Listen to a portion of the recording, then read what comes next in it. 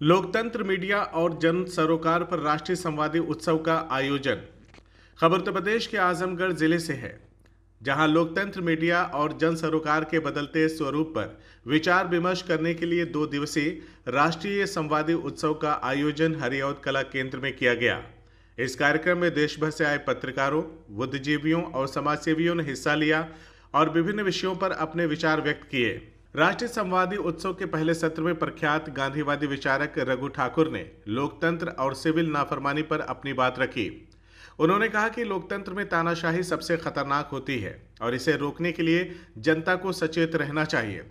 उन्होंने वीआईपी संस्कृति को समाप्त करने की वकालत की और कहा कि सरकार का कार्य नागरिकों के मानवाधिकारों की रक्षा करना है, न कि उन पर अनावश्यक प्रतिबंध लगाना।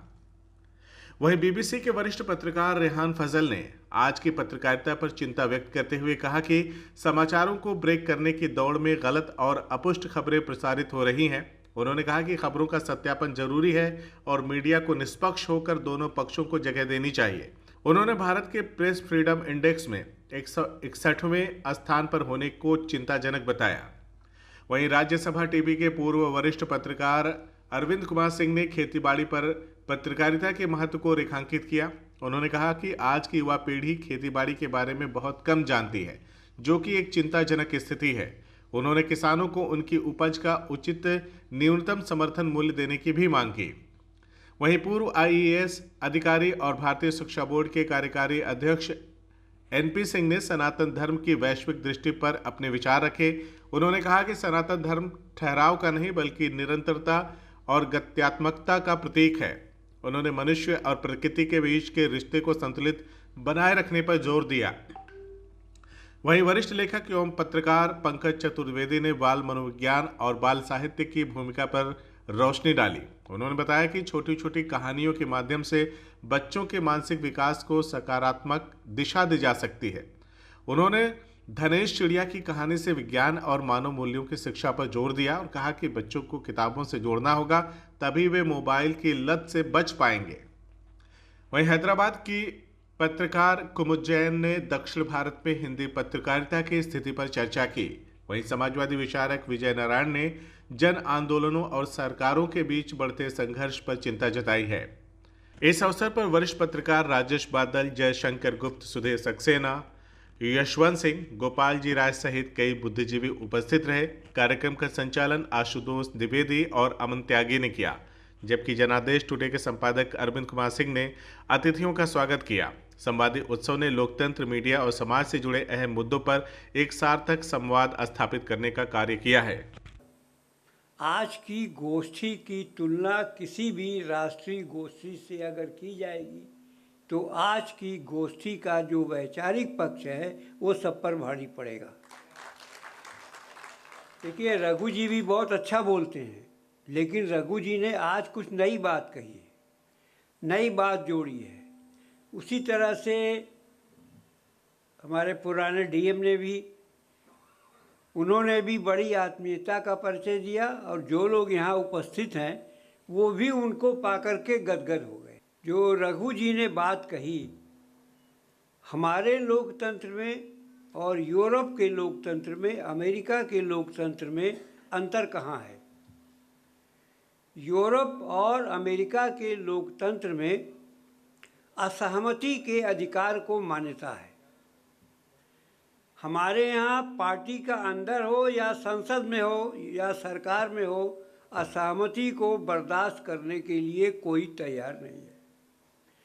और असहमति को हम इस हद तक नकारते हैं, उसको दबाने की कोशिश करते हैं, भले ही पार्टी टूट जाए, भले ही सरकार को खतरा हो जाए, लेकिन असहमति को हम किसी तरह से बर्दाश्त नहीं करेंगे।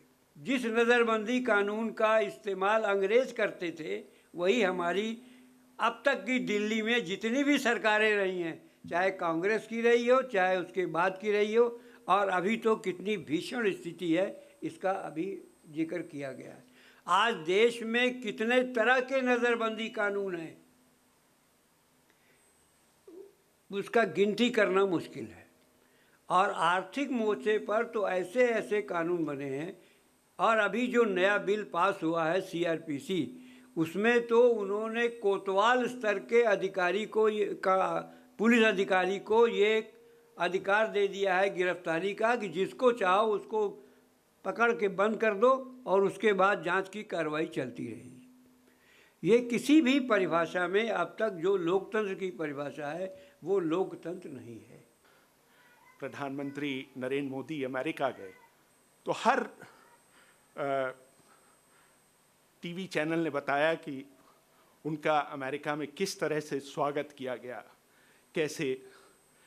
अब सवाल उठता है कि यहाँ पर हम पर्सपेक्टिव की बात करते हैं, वहाँ जोड़ा जा सकता था कि भारत के पहले प्रधानमंत्री जवाहरलाल नेहरू जब अमेरिका गए थे तो उनका स्वागत किस तरह से हुआ था, किस तरह से अमेरिका के राष्ट्रपति खुद प्रोटोकॉल तोड़कर हवाई अड्डे पर उनका स्वागत करने गए थे। इंदिरा गांधी जब 1966 में पहली बार अमेरिका गईं तो अमेरिका के राष्ट्रपति लिंडन जॉनसन ने इंदिरा गांधी के साथ डांस करने की इच्छा प्रकट की कि क्या मैं आपके साथ डांस कर सकता हूँ। पश्चिमी सभ्यता में ये बहुत मतलब एक बहुत नेचुरल ऑफर होता है, मे आई डांस विद यू।